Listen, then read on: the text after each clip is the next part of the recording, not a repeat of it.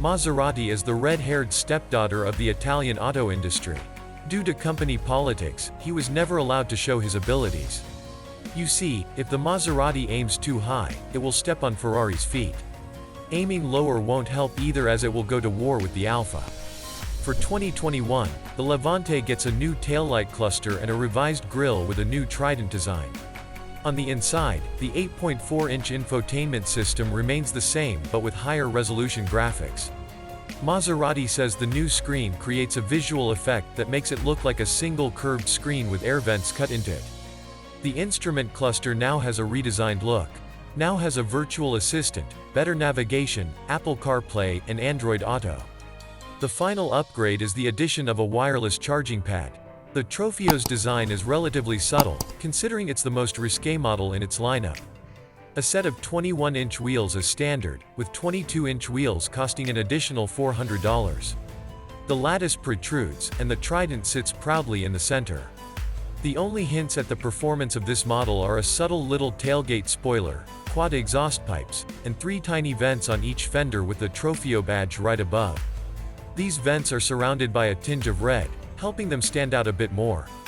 The 2021 Maserati Levante Trofeo has the same dimensions as the underpowered GTS model. It has a total length of 197.6 inches and a wheelbase of 118.2 inches. Width is rated at 77.4 inches, while the height of 66.9 inches is relatively low for an SUV. Ground clearance is a useful 8 inches. The curb weight is 4,784 pounds, making it one of the lightest performance SUVs out there. When first launched, the Levante offered a disappointing performance. It's fast, but the Golf 7R is faster and at half the price.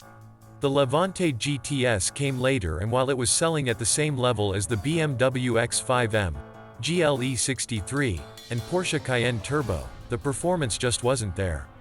Soundtrack-wise it's good, with the twin-turbo V6 howling, gurgling, and making all sorts of pops and bangs in Overrun.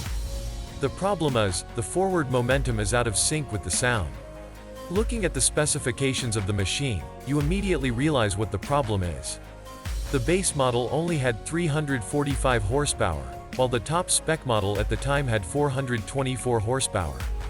Even with all-wheel drive as standard, this car can't clock 0 to 60 miles per hour in less than 5 seconds. The Maserati rival is close to twice the power of the entry-level model.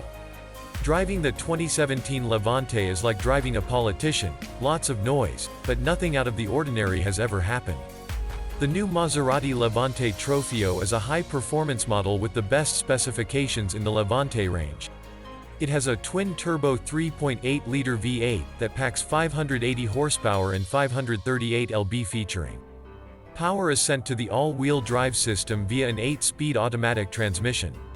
No other configurations are offered.